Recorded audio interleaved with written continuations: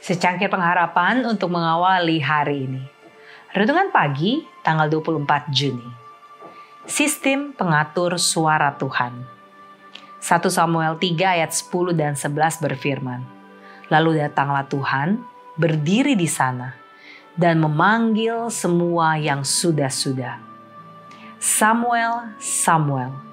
Dan Samuel menjawab, "Berbicaralah, sebab hambamu ini mendengar." Lalu berfirmanlah Tuhan kepada Samuel, "Ketahuilah, aku akan melakukan sesuatu di Israel, sehingga setiap orang yang mendengarnya akan bising kedua telinganya."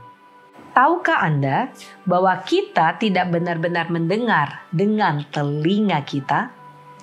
Telinga kita adalah saluran rumit yang mengirimkan gelombang suara ke bagian otak kita yang kemudian menafsirkannya sebagai suara.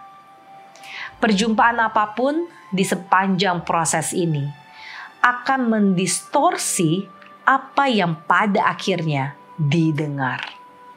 Bagaimana cara kerja sistem suara yang dirancang khusus oleh Tuhan? Terdapat telinga luar, tempat getaran masuk ke saluran.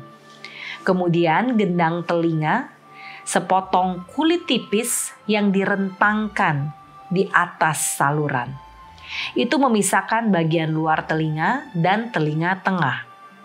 Telinga tengah berisi tulang telinga, hammer, anvil, dan sanggurdi. Suara menghantam gendang telinga dan membuat ketiga tulang bergetar seperti garpu talah, tetapi lebih akurat.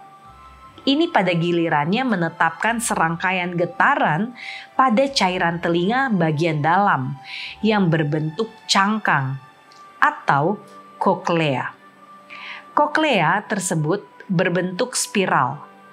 Pusatnya, bagian ujung dari saluran itu mengatur nada rendah dan sambungan luarnya mengatur nada tinggi. Di dalam telinga, bagian dalam, terdapat organ korti yang terdiri dari sel-sel kecil yang mentransfer gelombang suara ke saraf pendengaran yang membawanya ke pusat pendengaran otak. Satu masalah, bagaimanakah sistem suara ini menangani perbedaan dalam tekanan udara pada kedua sisi gendang telinga? Itu sebabnya Tuhan menciptakan tabung Eustachian, dimulai dari bagian dalam gendang telinga hingga ke tenggorokan. Udara yang cukup masuk melalui tabung ini, melalui tenggorokan untuk menjaga tekanan udara tetap sama, sehingga memudahkan gendang telinga bergerak mengikuti gelombang suara yang masuk ke telinga. Iblis tidak menginginkan hal yang lebih baik selain daripada mengacaukan sistem pengaturan suara yang luar biasa ini. Sehingga kita tidak dapat mendengar secara akurat apa yang dikatakan kepada kita oleh karena hubungan dibangun di atas kata-kata. Atau menikmati alunan musik inspiratif yang indah, atau merasakan suara alam Tuhan, angin, air terjun, kicauan jangkrik, api unggun yang berderak. Iblis melakukan hal ini dengan sangat efektif melalui infeksi dan suara keras yang terus-menerus, seperti musik rock, dan oleh mendorong pola hidup yang tidak banyak bergerak. Ya, penelitian telah menemukan bahwa orang yang sehat mempertahankan kapasitas pendengaran lebih dari yang lain. Suatu penjelasan yang mungkin adalah bahwa olahraga teratur meningkatkan aliran darah kaya oksigen melalui pembuluh darah kecil di telinga.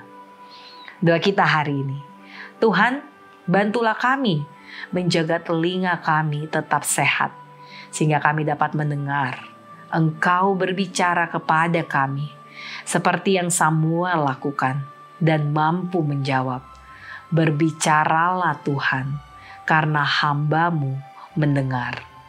Amin.